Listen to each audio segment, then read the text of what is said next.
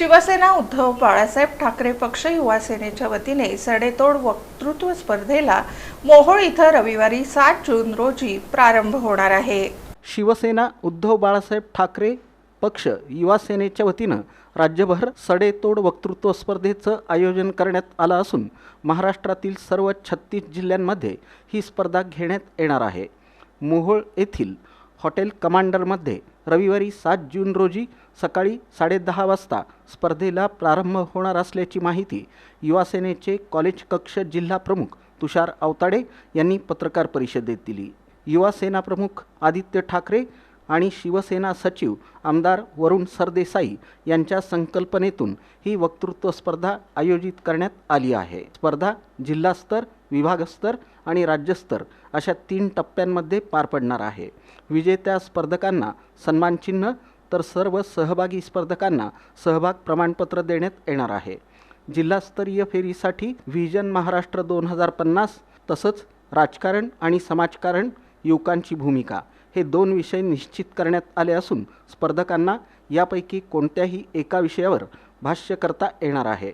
18 ते 35 वयोगटातील युवक युवतींना स्पर्धेत सहभागी होता येणार आहे। युवकांनी मोठ्या संख्येनं सहभागी होऊन आपल्या विचारांना व्यासपीठ मिळवून द्यावं असं आवाहन युवा सेनेच्या वतीनं करण्यात आलं आहे।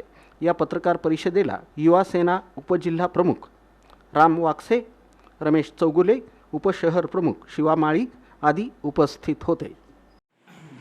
शिवसेना उद्धव बाळासाहेब ठाकरे पक्षाच्या युवा सेनेच्या वतीने संबंध महाराष्ट्र राज्यामध्ये युवा सेना प्रमुख, शिवसेना नेते आमदार आदरणीय आदित्यसाहेब ठाकरे आणि युवा सेनेचे सचिव, शिवसेनेचे सचिव आदरणीय आमदार वरुणजी सरदेसाई साहेब यांच्या संकल्पनेतून संबंध महाराष्ट्र राज्यामध्ये 36 जिल्ह्यांमध्ये सडेतोड वक्तृत्व स्पर्धेचं आयोजन करण्यात आलेलं आहे।